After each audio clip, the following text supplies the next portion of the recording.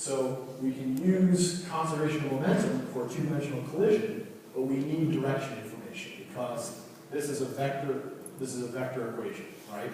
I have in 2 dimensions, right? I can't just say, you know, the speed of one hitting the mass and the speed of one times the mass is going to be equal to the speed of the 2 masses afterwards times their mass, right? That doesn't work because I have to have direction information. It's important that it's a vector equation in 2 dimensions. In 1 dimension, it works out, right? You can just say mv is equal to mv plus m1v1 plus m2v2, right? It works out in 1 dimension because there's no change, there's no difference in direction. But because it's a vector equation, you have to have that direction information in order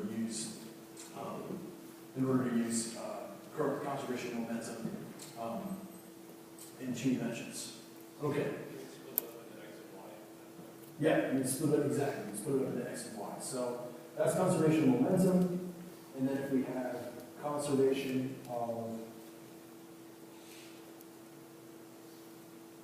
kinetic energy, we have K1 is equal to K2, right? And this is in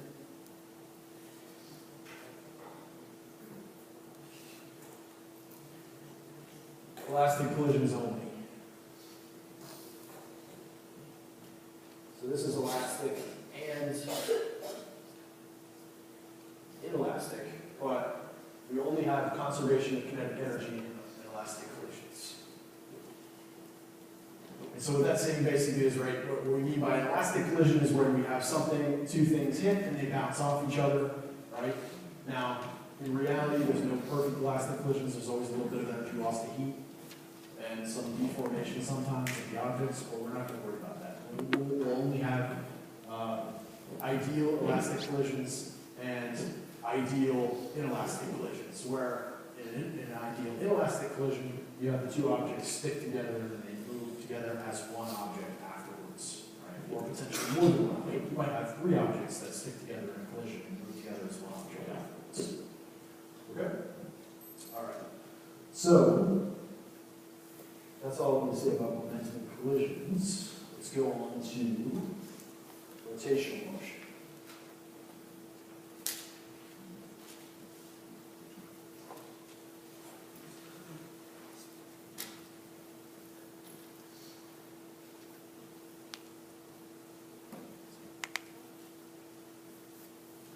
And this time we want kinematics. So not just regular rolls, uniform circular motion, but kinematics.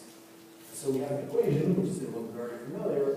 Theta is equal to theta 0 plus omega 0 t plus 1/2 alpha t squared. And then we've got a related equation. Omega is equal to omega 0 plus alpha t. Right? And so these are our equations of motion for rotational motion. They're very similar to the equations of motion that we had for one-dimensional motion. Let me just put that back up here for just a second. So remember this for one-dimensional motion, we have x and v. Those are essentially the same equations that we have in rotational motion. We've just changed variables. So we've changed variables from x to theta. So instead of position, we have some angle. We usually define angle as starting at 0 at the x-axis and then increasing as we go in the counterclockwise direction. Right? And then theta 0 is just your initial angle position. And then we have omega, right? Omega is your angular velocity. So instead of v traveling in some direction, we have angular velocity, right? How fast, how many radians per second you're traveling through. Right? So instead of some distance, it just has radians per second, where radians aren't really a unit, right? They're just an angle, so it doesn't have physical units. And then alpha is just our angular acceleration. So if there's some change in omega over time, right, then we have some angular acceleration. And then direction becomes important, right? If I have something that's rotating in this direction, what direction is omega? Our rotation is in the counterclockwise direction. What direction is omega?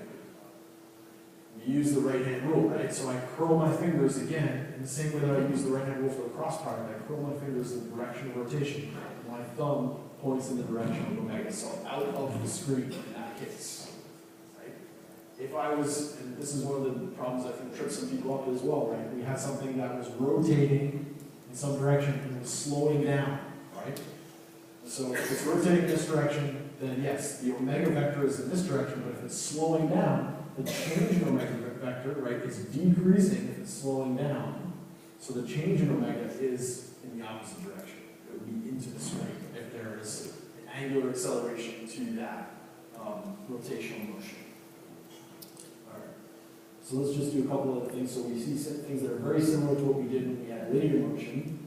So omega is equal to d theta dt for instantaneous angular velocity, and for instantaneous angular acceleration, we have alpha is equal to d omega dt, or d squared theta dt squared.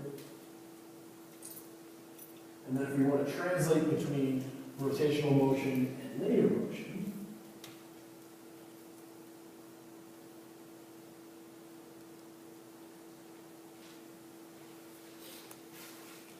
then we can do these transformations where the speed v is equal to r times omega, and tangential acceleration is equal to dv dt, which is also equal to r d omega dt, or r times alpha.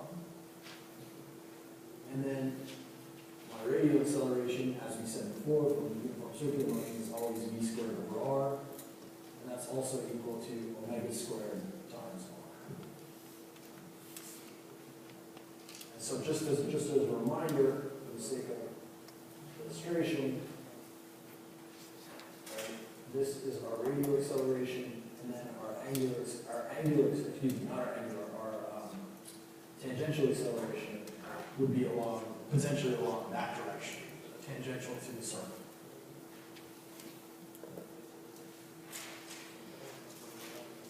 All right.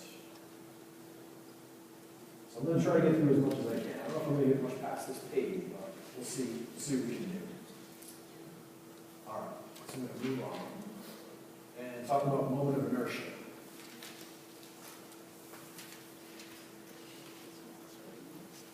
So this is still related to rotational motion, but we can define moment of inertia in the discrete case, m1 r1 squared plus m1 r2 squared plus m3 r3 squared, or 3 squared cubed, excuse me, plus dot, right? And so this is for discrete point masses.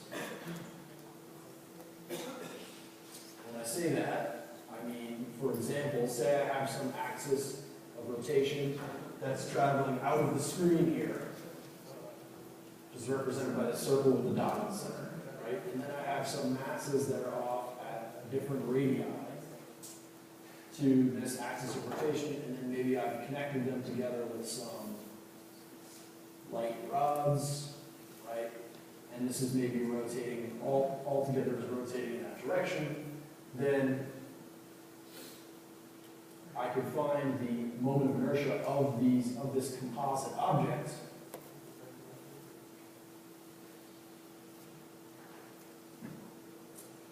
And I'll say that these are approximately some massless connectors. And so all I'm really interested in is the radius from my axis of rotation to each of my 3 different masses, right?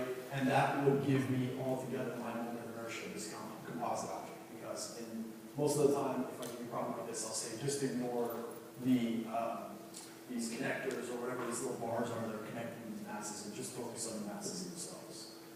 So that's if I have some discrete point masses. If, however, I have some continuous mass, the moment of inertia is given by the integral of r squared rho dv.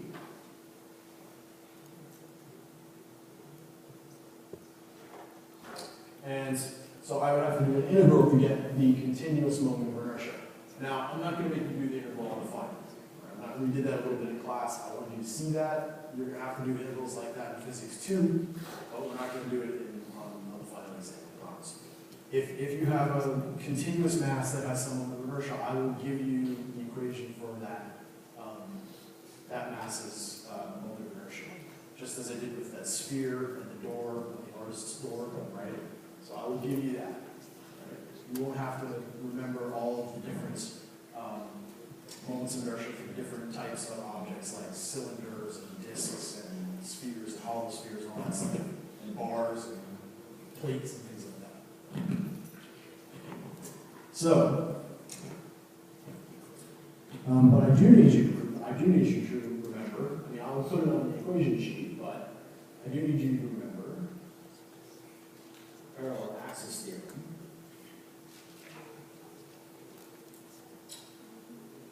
Which gives you the moment of inertia around some other axis other than the center of mass. So for instance, right, on the exam we had a sphere, and then we had some axis of rotation, which was some distance away from that center of mass, axis of rotation, right? And so this was D, right? The distance between the center of mass axis and that axis around which it was actually rotating. Right? So you find that modified moment of inertia depending on where I put my axis. And so because I guarantee that will show up in the final. Right? That will absolutely be in the final. There will be a problem with that because I know a lot of people have difficulty with it. I want you to be able to do this. It won't necessarily be a sphere. Yes? Mass is what object? The mass is the total mass of this object. Right? Of this, well, so in this case, right, I've made this a sphere, right? So it'll be the total mass of the sphere. And this is the moment of inertia through the center, for an axis through the center of mass of that sphere. And then this is the distance between that axis and the axis around which I'm actually rotating, right? And that gives me a new moment of inertia.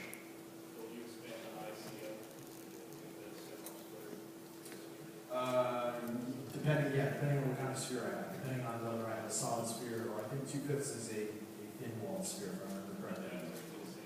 But the masses will be the same, yes, exactly. Okay, so what I'll give you is, I will give you the I center of mass, right? Maybe. Awesome.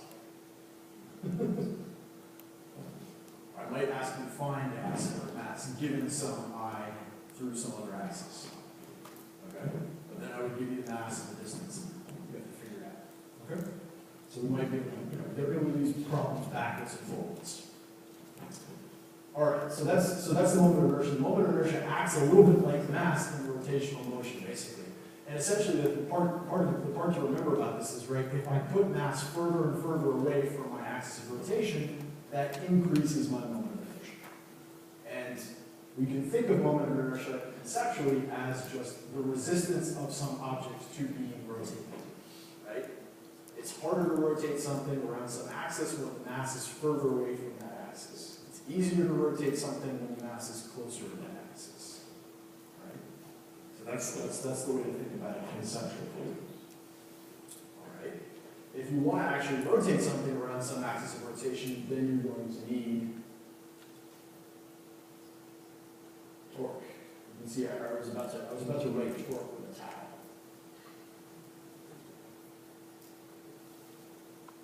So torque is equal to the radius taken as a cross radius as a vector, taken with it as a cross product with the force. And so we also have that sum of the torques is equal to the moment of inertia times the angular acceleration. So this is basically just Newton's third law modified for second law, modified for rotational motion, right? So instead of force, we have torque. Instead of mass, we have moment of inertia. Instead of regular old linear acceleration, we now have angular acceleration, right? We also have that the sum of the torques as a vector is equal to change in L with respect to time, which is change in angular momentum. We're going to get to angular momentum in just a little bit. But if you recall, we recall backward, if we go back to, we went back to momentum a little while ago,